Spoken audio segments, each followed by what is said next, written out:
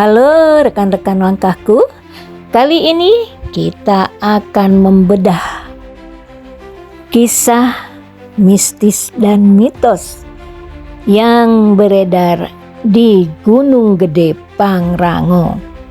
Namun, seperti biasa, sebelum kita lanjutkan, jangan lupa untuk like, comment, subscribe, dan tentunya share.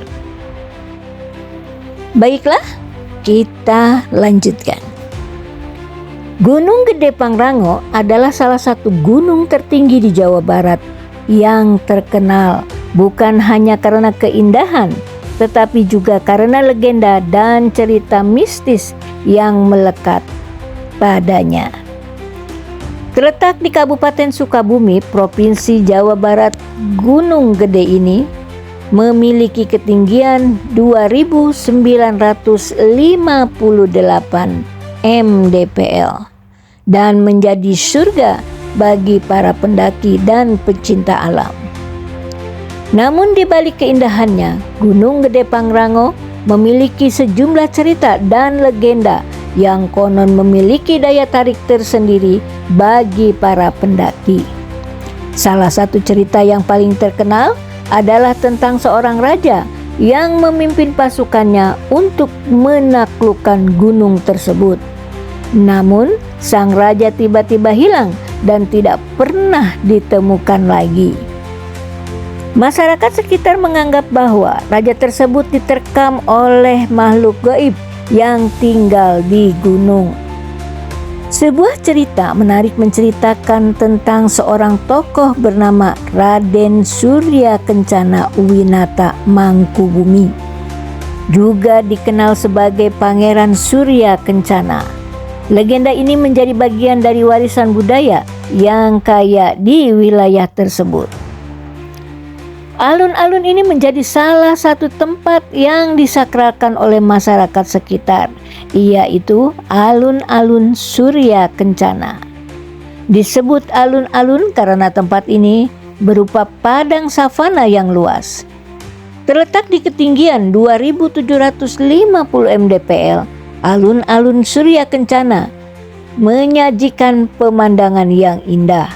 Lengkap dengan hamparan bunga edelweiss, tempat ini disakralkan karena menjadi lokasi Pangeran Surya Kencana menyepi bersama keluarganya dan juga bersama pasukannya.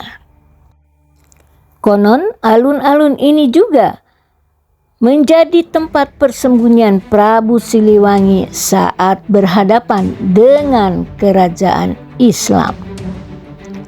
Jalur pendakian Cibodas, Gunung Gede Pangrango.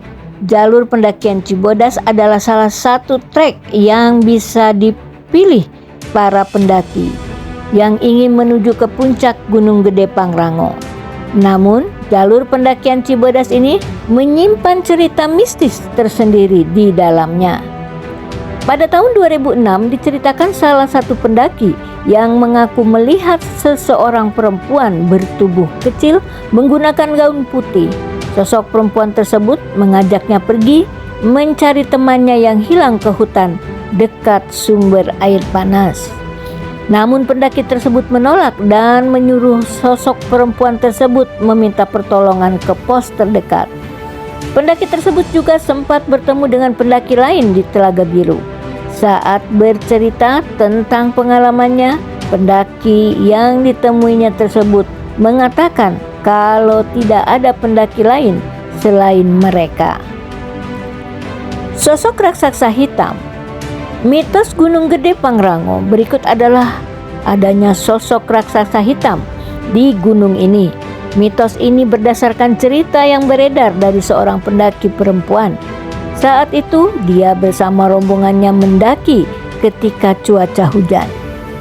Saat hujan makin deras, mereka memutuskan berteduh di sebuah shelter sampai di Surya Kencana. Saat waktu maghrib, ketika itu pendaki perempuan tersebut berniat pergi buang air kecil.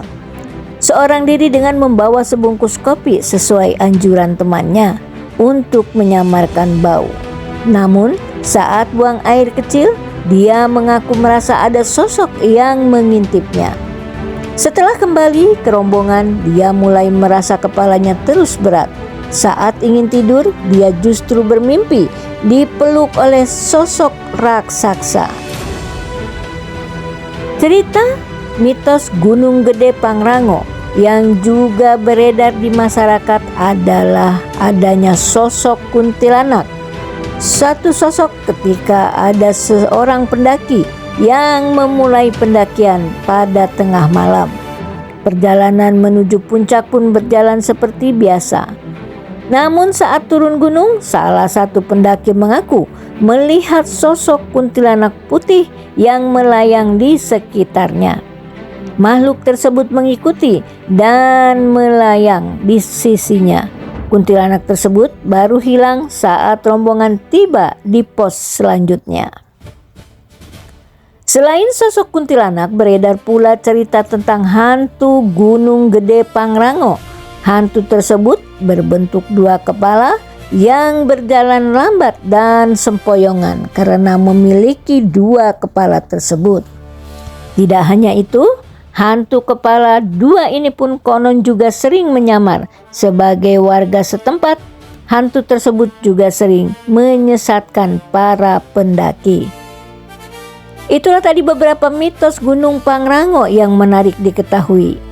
Terlepas dari mitos yang beredar, ada baiknya untuk selalu berperilaku sopan serta mentaati aturan yang berlaku. Gunung Gede Pangrango tidak terkenal sebagai pusat ritual pesugihan atau pencarian kekayaan instan. Gunung ini lebih dihormati karena legenda Eyang Surya Kencana yang dianggap sebagai leluhur penguasa gaib penjaga alam.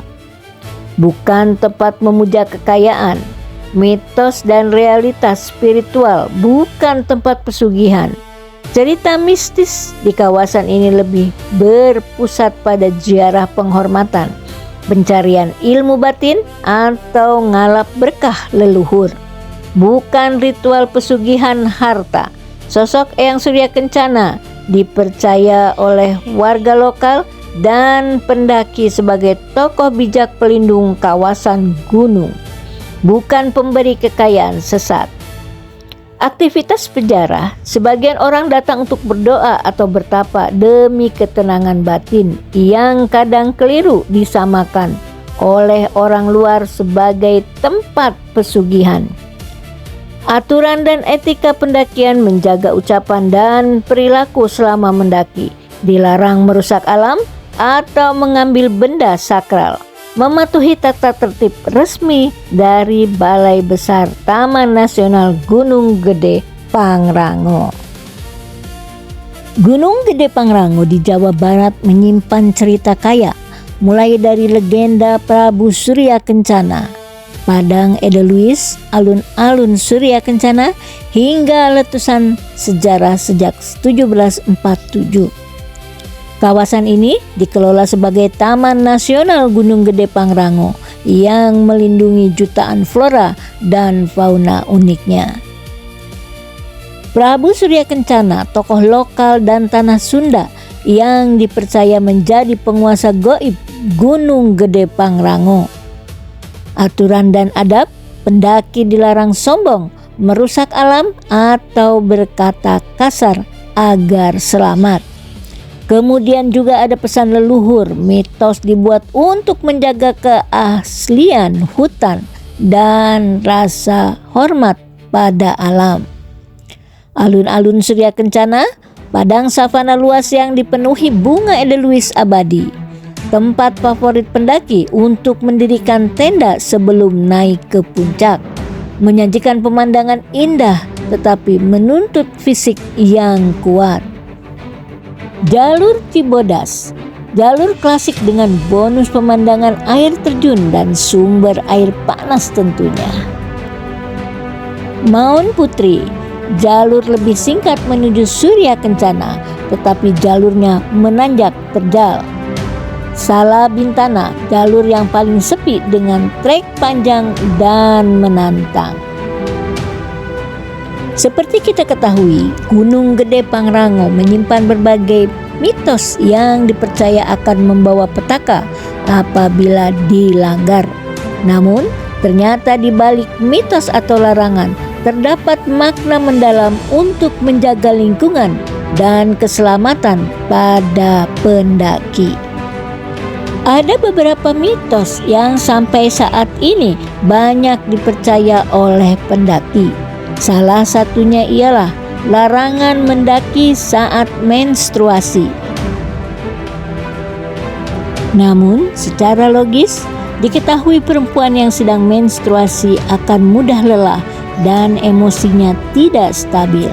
Perempuan yang menstruasi itu kehilangan darah, cepat lelah, sedangkan mendaki gunung itu membutuhkan energi yang besar, baik saat naik maupun ketika turun. Belum lagi emosinya berubah-ubah, jadi berisiko. Resikonya celaka saat mendaki ataupun hilang konsentrasi, bukan karena makhluk gaib yang sebenarnya. Selain itu, ada larangan juga buang air kecil sembarangan. Bukan apa, karena di tempat-tempat seperti pohon ataupun batu di hutan, takut ada binatang yang bisa membahayakan si pendaki. Kemudian juga ada mitos keberadaan kerajaan gaib dan bersamayamnya Eyang Raden Surya Kencana juga bisa dijelaskan secara logis. Menurut Gunung Gede sudah dijadikan tempat yang sakral oleh masyarakat Cianjur zaman dulu. Untuk memastikan alamnya terjaga, ditetapkan tempat tersebut sebagai kawasan yang sakral. Tujuannya ketika menjadi tempat sakral, maka semua orang akan menjaga. Intinya untuk melestarikan alam Gunung Gede Pangrango. Mitos-mitos yang dibuat oleh leluhur memiliki tujuan baik, tetapi agar dituruti sehingga dibuat mitos dan larangan. Karena kalau dijelaskan tujuannya terkadang orang tak acuh, makanya dibuat mitos larangan atau pantangan dan pamali. Yang lebih bahaya dari mitos-mitos itu ialah ketidaksiapan kita saat mendaki. Sebagian besar kecelakaan di gunung terjadi karena persiapan dan peralatan yang kurang memadai. Semoga apa yang Bunda katakan atau uraikan di video ini menjadi acuan buat rekan-rekan agar selalu menjaga tingkah laku, ucapan dan juga perbuatan saat kita mendaki ataupun di dalam hutan. Sampai jumpa lagi dan tetap menjaga sopan santun tatkala kita berada dimanapun. Salam.